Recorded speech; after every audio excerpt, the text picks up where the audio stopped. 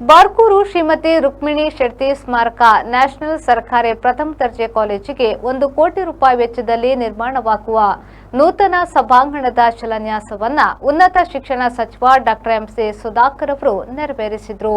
ಇದೇ ವೇಳೆ ಮಾತನಾಡಿದ ಸಚಿವರು, ಸರ್ಕಾರಿ ಕಾಲೇಜಿಗೂ ಕೂಡ ಭವಿಷ್ಯದ ಗಮನ ಇರಿಸಿ ದೂರದರ್ಶಿತ್ವದೊಂದಿಗೆ ಯೋಜನೆ ಇರಿಸಬೇಕು. ಸರ್ಕಾರ ಕೇವಲ ಕಟ್ಟಡಗಳ ನಿರ್ಮಾಣ ಮಾತ್ರ ಅಲ್ಲದೆ ಅಲ್ಲಿನ ಮೂಲಭೂತ ಅಗತ್ಯತೆ ಮತ್ತು ಅವಶ್ಯಕತೆಗೆ ಹೆಚ್ಚು ಮಹತ್ವ ನೀಡುವ ಕಾರ್ಯ ನಮ್ಮ ಸರ್ಕಾರ ಮಾಡಲು ಪ್ರಯತ್ನ ಮಾಡುತ್ತಿದೆ ಎಂದರು.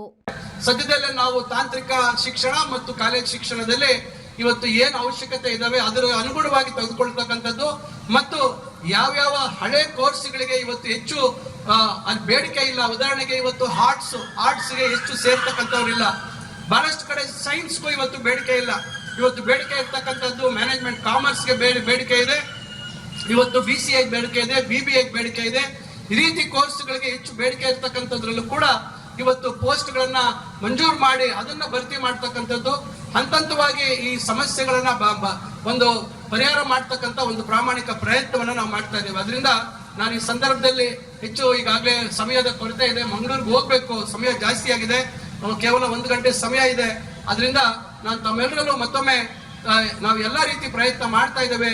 ತಾವೆಲ್ಲರೂ ಇನ್ನ ಹೆಚ್ಚಿನ ಏನು ಗತ ವೈಭವ ಏನಿತ್ತು, 1700 ಜನ ಸಂಖ್ಯೆ ಇತ್ತು, ಕನಿಷ್ಠ 1,000ಕ್ಕಾದ್ರೂ ತರ್ತಕ್ಕಂಥದ್ದಕ್ಕೆ ಇಲ್ಲಿರ್ತಕ್ಕಂಥವ್ರೆಲ್ಲರೂ ತಾವು ಶ್ರಮ ವಹಿಸಬೇಕು ಮತ್ತು ವಿಶ್ವಾಸವನ್ನ ಈ ಭಾಗದಲ್ಲಿರ್ತಕ್ಕಂಥ ಬಡ ಮಕ್ಕಳ ವಿಶ್ವಾಸವನ್ನ ಪಡಿತಕ್ಕಂಥದ್ದು. ಕುಂದಾಪುರ ಶಾಸಕ ಕಿರಣ್ ಕುಮಾರ್ ಕೊಡ್ಗಿ, ವಿಧಾನ ಪರಿಷತ್ನ ಸದಸ್ಯ ಮಂಜುನಾಥ್ ಭಂಡಾರಿ, ಮಂಗಳೂರು ವಿಶ್ವವಿದ್ಯಾನಿಲಯದ ಸಿಂಡಿಕೇಟ್ ಸದಸ್ಯ ಸತೀಶ್ ಕುಮಾರ್ ಬಿ, ರಘುರಾಜ್ ಕದ್ರಿ, ಜಂಟಿ ನಿರ್ದೇಶಕಿ KR ಕವಿತಾ, ಬಾರ್ಕೂರು ಶಾಂತರಾಮ್ ಶೆಟ್ಟಿ, ಮಲ್ಲಿಕಾ ಪೂಜಾರೆ ಉಪಸ್ಥಿತರಿದ್ದರು.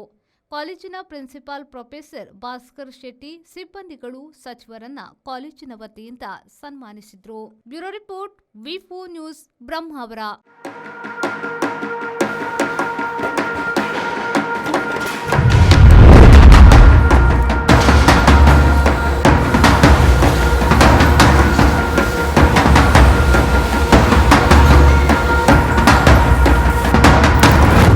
Friends Winner and Ply, Industrial Area, Baikampadi, Mangaluru.